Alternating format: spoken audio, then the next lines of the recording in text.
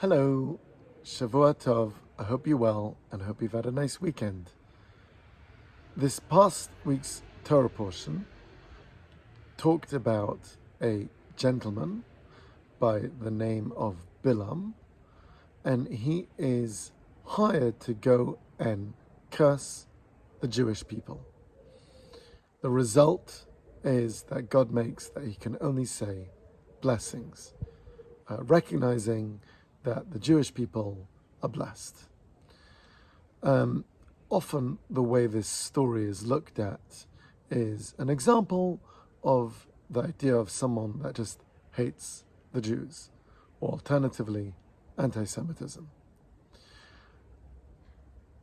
I've made a small observation which I think would open up perhaps something to think about. When you read the story, at the time, the Jewish people have zero idea that any of this is taking place, other than God informing Moses to go and write this story down. The Jews are encamped in the desert. They have no idea about the entire scene. You've got other times where there are people that attack the Jews, but it's an actual real physical battle. And obviously they respond and defend themselves.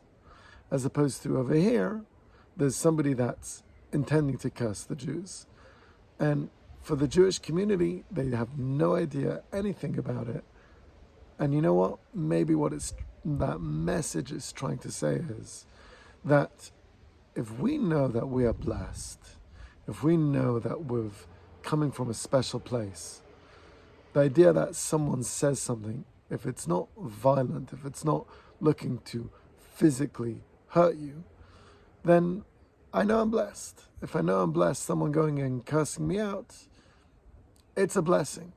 I don't need to react. I don't need to get bothered by it. I don't need to get triggered by it. Again, obviously, if I'm being physically threatened, that's something very different. But a small observation, perhaps from this week's Torah portion, reminding us that as a Jewish nation we are blessed, and coming from that place perhaps can make us feel more safe and less concerned about the different noise that we may hear from different places. Have a great week, and I'd love to hear your thoughts on this and discuss further.